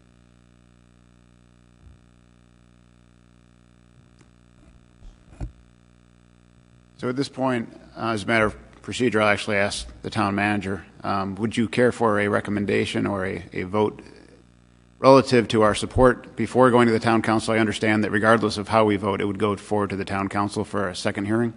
That's correct. The town council ultimately is going to be the arbiter of and the decider of whether or not we submit an application. Your recommendation is highly valued by the town council, and I think that they would appreciate your input on this as an official act and as participants when the public hearing is held. So then I'll ask the other members of the commission on the merits of recreational value of the two properties. Do you have any comments or want to enter in discussion of the value of the Glen Rock property, 35 acres, vice the 7-acre town farm property, in terms of recreational value, prior to making having a motion or making a vote? As far as the comparison between the two properties, I think that there are stark differences, as have been pointed out by both the commission and the folks that have come to speak today. For all of the reasons that were mentioned. One of the prerequisites to the NPS consideration is that the replacement property be of reasonably equivalent usefulness. At least that's what our presentation said here. We're considering a property that has already been explained to us as really being limited to passive recreation. I know from our dealings in the Recreation Commission that even though I appreciate the comments brought forth with regard to the aging population and a shift in terms of what folks are looking for from a recreational standpoint, I know our fields are packed. We are packed. We have to, Rex and Terry and the folks in our department do a wonderful job keeping already overburdened and overused fields as available as possible to the groups that are looking to utilize them. And I just do not see reasonably equivalent usefulness with these two properties. I'm not saying that the Glen Rock property isn't beautiful, that it doesn't have wonderful merits, that passive recreation could be achieved there. I would use it myself. I think it would be great. However, if we're speaking specifically about reasonably equivalent usefulness and location, I would have to err on the side of caution and say that I don't fully see that realized with this specific property. I guess my question is, have there been other properties that have been considered that may have the ability to transfer active recreation to active recreation? None of those have been brought forth to the commission. And I won't comment about the comparison. Mr. Chairman, just a question, if I may. One of the things that we're dealing with is the fact that we've got the portion of the property where the conversion previously was frustrated. That property is still under the federal restriction. It's currently a parking lot.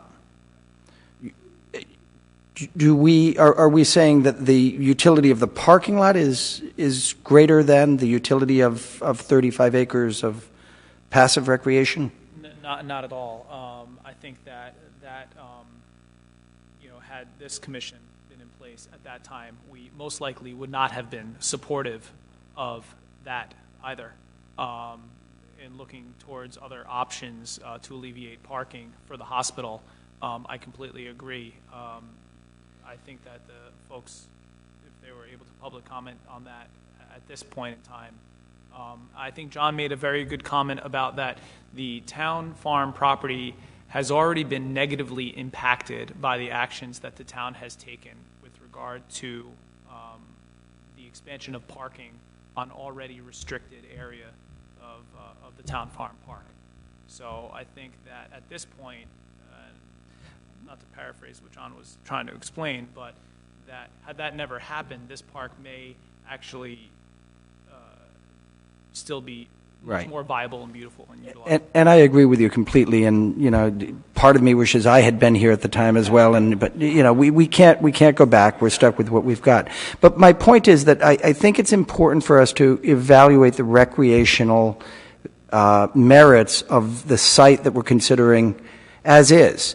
And to the extent that more than half of the parcel has already been converted to parking lot, I'd suggest that the recreational value of that half is zero. So the question then becomes, is there some other portion of the property that can be converted that would equal or be less than the value of this passive recreation facility? If 4 of the 7 are already 0, is there some portion of the remaining 3 that would work, and we'd have a gain in the north and retain enough in the south that we've got a win-win-win sort of situation? Again, the regulations do not require that we convert the entire property. It is wise for us to seek a cleanup of the failed conversion from 1983. We should do that, I would suggest, no matter what. Then the question becomes, is there an additional portion of the property that makes sense to convert along with that property that's already been attempted to be converted once previously? So picking up on that point of cleaning up the conversion from 1983, where have, and I know this is a strange process, to say the least, has that been looked at as far as when this goes to DEM and the national layers, will that be factored in? The fact that, I know we didn't do it correctly, I understand that, but the acreage that is used for parking already is there, and part of my understanding was that with the proceeds of that sale, we purchased the land where Tuckertown is. That's correct. Okay. So is that all going to be part of this proposal? So DEM is fully aware of the history of the property. We've played cards up with everyone we deal with, and yes, DEM's fully aware of the attempted conversion, the failure of the conversion, the reasons for the failure of the conversion, the actual benefit that was realized. And yes, this will be disclosed to the National Park Service. Hell, the aerial photographs tell the story. There's no point in trying to hide the fact here. If we were dealing with only a conversion to deal with what's already on the ground, I think that our conversion application stands a very good chance of being favorably viewed. We're literally just cleaning up. However, we're not going to succeed in asking the hospital or anybody else to pay again for what they've purchased. They did, in fact, give consideration, which resulted in more parkland in 1983. So we'd make the feds happy if we were getting 35 acres for what we've already gotten, whatever the acreage was down at Tuckertown for. But that's not going to work. We can't make that deal happen. It's not equitable, it's not fair, it's not going to happen. If taking the remaining 3 acres is too much, it is a legitimate question for us to say, what is the land in the north worth to us? There is clearly value to the park inventory to have those 35 acres in our park inventory, even if they cannot immediately be accessed by hundreds of people on the weekend. There is value to that being part of the park inventory. It is a very unique property. It's a beautiful property. It's a property that, would be potentially becomes a really neat asset in the inventory. The question is, what is that value in comparison to what we have down on Dodson? What do we think the equivalency there is?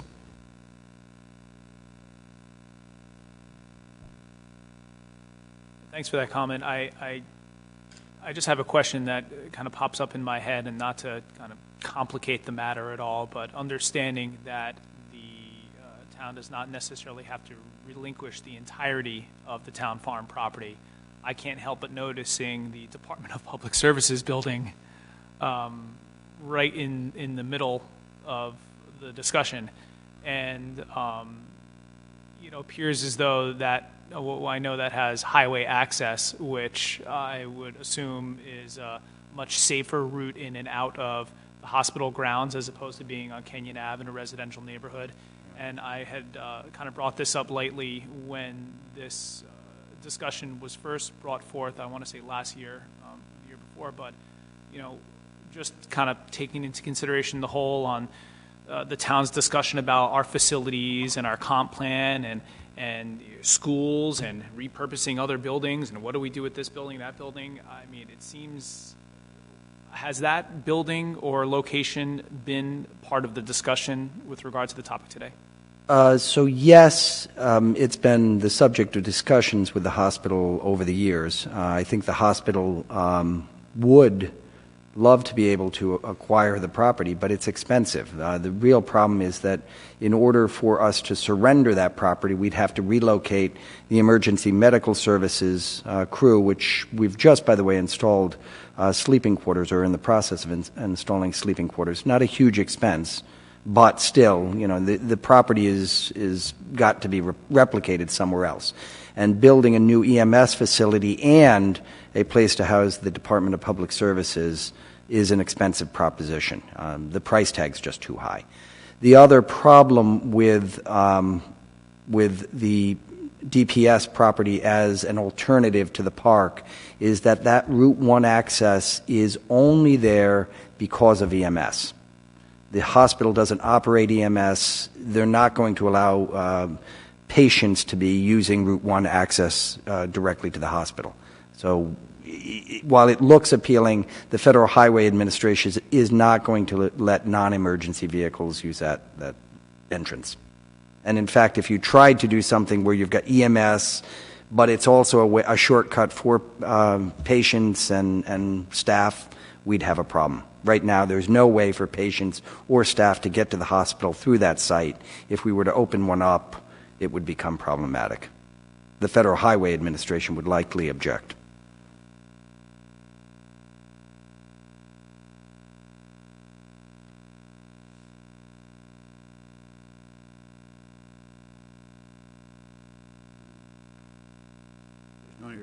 No other comments. I request a motion by a member of the commission.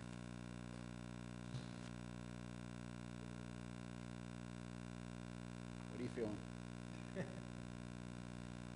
We'll take it up to a vote, and we can always change it.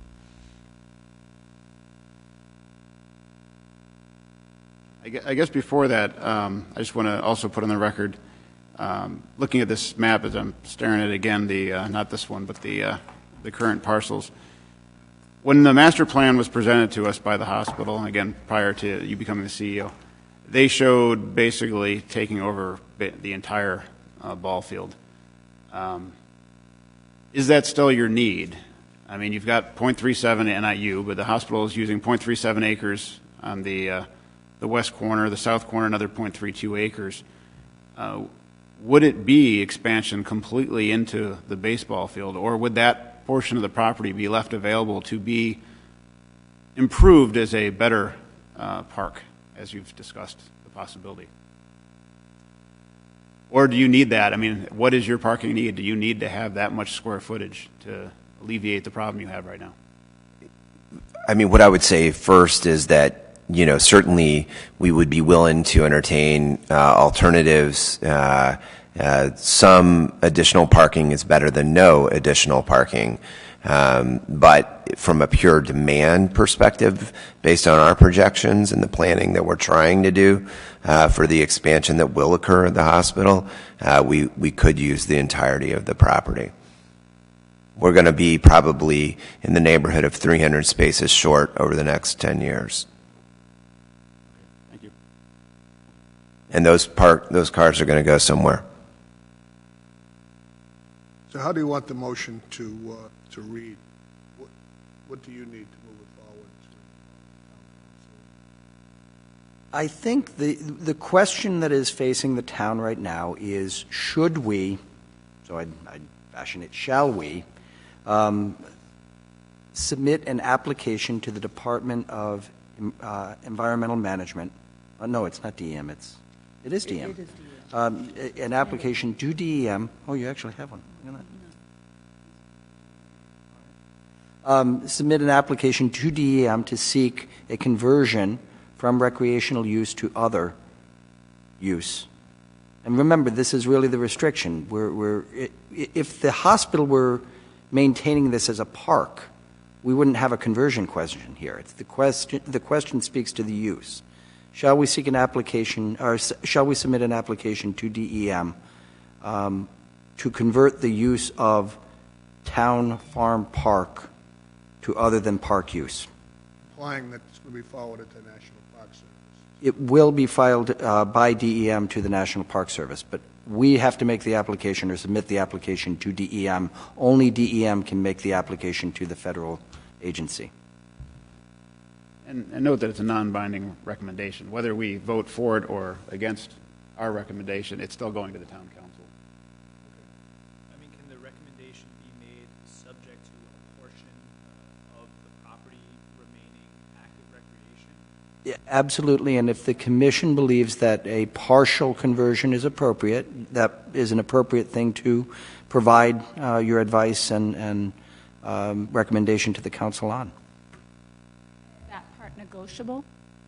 How much of that parcel of land would go to parking versus recreation at a later date? We could negotiate that. You can certainly fashion a recommendation that suggests to the council that the commission would support conversion of a portion of the property and that the portion not to be converted should be identified through the recreation department. Something to that effect would certainly be an appropriate recommendation.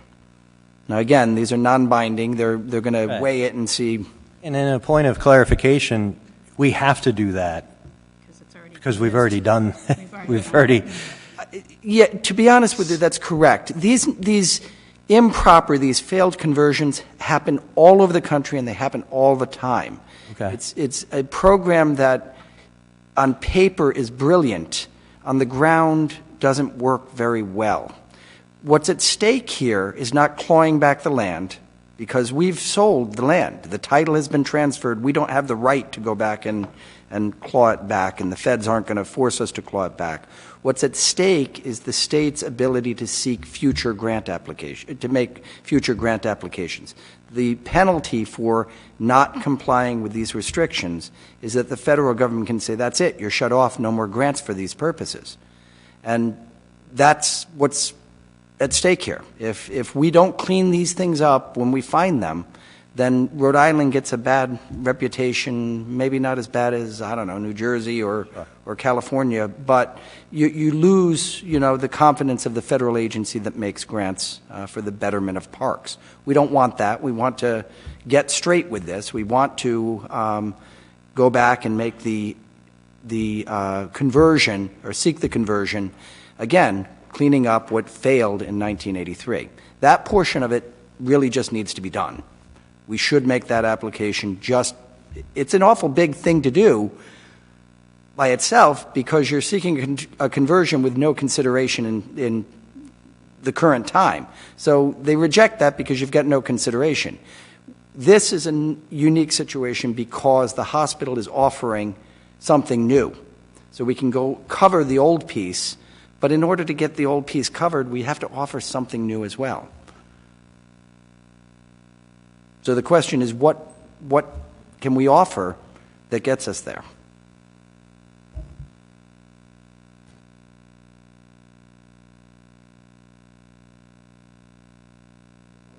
Continue with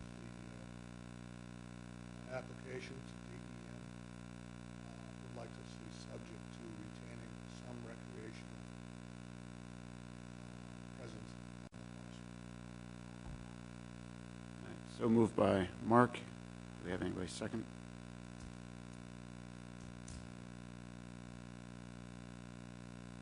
Hearing none, I will. So this is interesting to wrestle with. So can we state that motion again so I can understand what we're actually motioning here? The motion is to submit the application, to recommend to the town council to submit the application to DEM for the land swap of the two properties, with the caveat that some amount of the land at Town Farm be retained and improved to support recreational activities, to be determined with further discussion from the council and the town manager with the hospital. And that would also be subject to taxpayer approval of the replacement property? I mean, has the replacement property come into play? We've been given one option.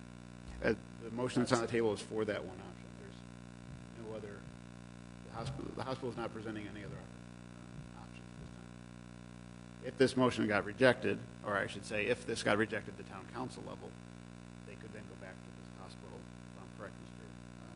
Manager, that they could go back to the hospital and say, wrong rock, give us a different property.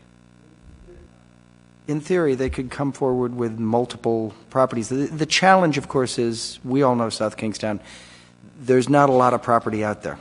There's just not a lot of property. One of the requirements is that it not be land that is open space, deed restricted already. So a lot of the stuff that would be a good recreational facility in South Kingstown is already owned by the land trust and is ineligible for conversion. It has to be land that we're preserving from housing development, land that we're preserving from some other commercial use. The idea of the federal program, again, is to get as much open space, as much recreational property as possible. I think one thing that's a little bit of an unknown before we kind of vote is what the property owner's plans for that property would be should this not come to fruition. My understanding is that it abuts, just it was mentioned, their family property. I would imagine that they would want to see this property protected in one way or another, whether it's putting in farm or forest, donating it to the Land Trust, Nature Conservancy. We have a lot of other agencies, both locally and federally, that would possibly be happy to take that property under their protection. And I'm just wondering if we're settling because of that. So it's a very good point, and yes, there's definitely has been interest in the open space preservation community in having this property preserved. Nobody's got the cash on hand to make that happen. The hospital has. That's part of the mix here, is how do we make sure that this important piece of property in town is available for the public to enjoy in generations ahead. And no disrespect is meant by this, Mr. Manager, but our basis is recreation, and just securing land for open space isn't really our objective. Our objective is to have that land available for use by the. That's correct, and there is. I don't mean to imply that this is land banking property, because this is a facility that we believe can be made into a valuable asset in the inventory of parks in South Kingstown.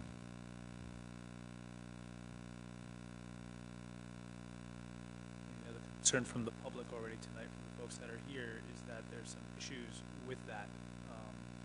Access, parking, accessibility, topography. Well, I think we just procedurally we just put the cart before the horse. We're having discussion and the motion wasn't seconded, so I think I'll second the motion so that we can have this discussion that we're having. So the motion has been made by Mark, as I re-expressed, seconded by Mr. Biafor, and now I will open up for discussion. Feel free to continue.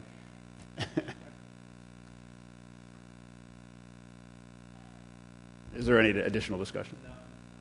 Well, I think it's important not to be lost on this is that is what we're trying to accomplish here. I don't think we're setting in stone the use for the Glenrock land. We may never touch that land. It may be, in fact, end up being open space. I think it's important to keep in mind that the town council has to go through this process, or I'm sure wants to go through this process, as the town manager has stated, to kind of clean up what's already happened. So I think by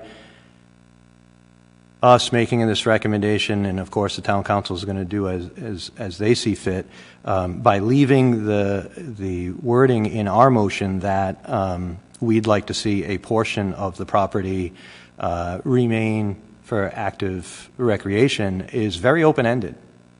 We're not saying how much of it we want to leave as active, you know, and I think sort of, you know, leaves the discussion open to further evaluate other options as far as how we're made whole as a recreation department.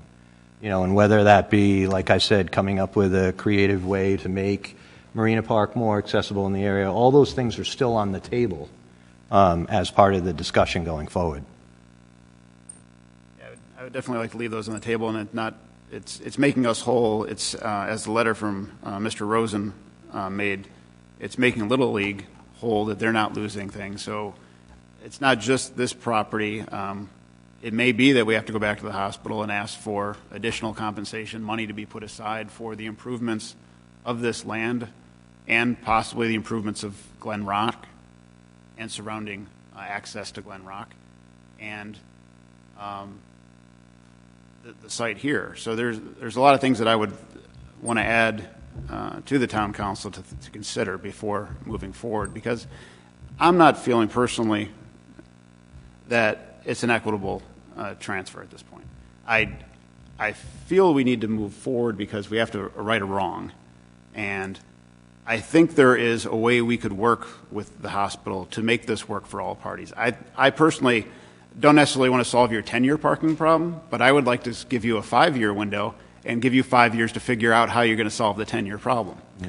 We'll take any help we can get. Right. And, you know, there's a high part of this property, there's a low, depressed area where the field is that could be maybe converted to a nice recreation that doesn't block the views of the people there, that still allow the neighborhood to be able to walk to there.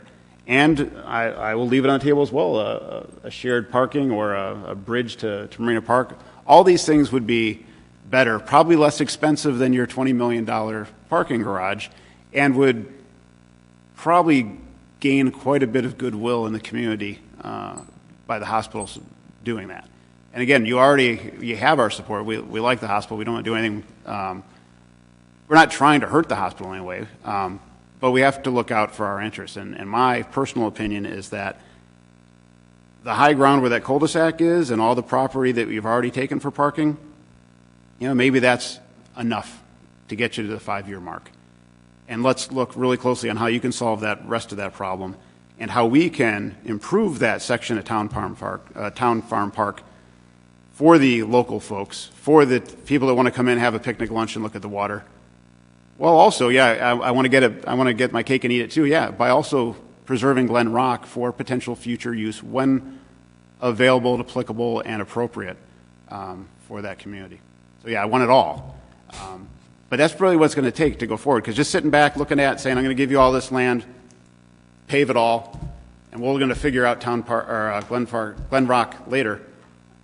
I'm not supportive of that, but I'm willing to work with it, and I'm willing to put this forward with those strong caveats that I mentioned.